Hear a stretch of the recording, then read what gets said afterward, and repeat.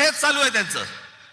पैसे वाटायचे, बाकीच्या सगळ्या गोष्टी करायच्या, बोगस वोटिंग करायचं, घराघरात जाऊन पैसे वाटायचे.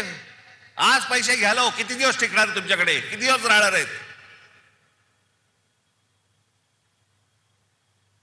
पण तेवढ्याशा एका किमतीसाठी आपण अख्खं शहर दावडीला बांधतो आहोत.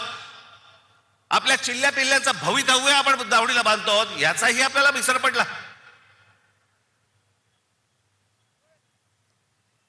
कशासाठी निवडणुका लढवायच्या मग?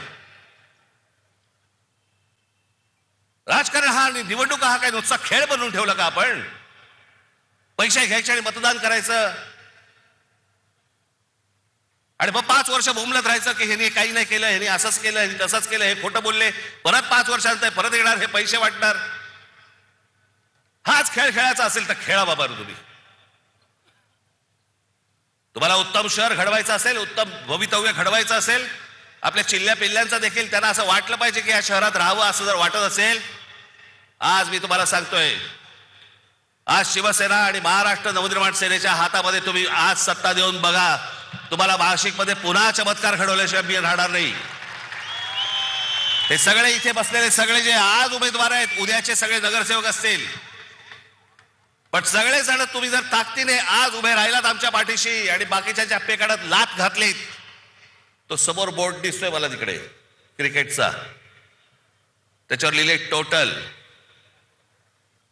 शिवसेना आणि महाराष्ट्र नवनिर्माण सेना यांचे नगरसेवक किती निवडून येणार, मला तिकडे 100चा आकडा पाहिजे मला त्या बोर्डावरती. कुठेही बेसावत राहू नका, कुठेही गाफील राहू नका, कुठेही विकले जाऊ नका, कुठच्याही जातीपातीच्या धर्माच्या कुठच्याही नावाखाली येऊ नका. हे शहर उत्तम करायचंय, सुदृढ करायचंय, सुंदर करायचंय, चांगलं करायचंय, येणाऱ्या पिढ्यांच्या भवितव्यासाठी चांगलं करायचंय. याच्यासाठी सगळेजण सज्ज व्हा. एवढंच फक्त सांगण्यासाठी आज आपल्या समोर आलो.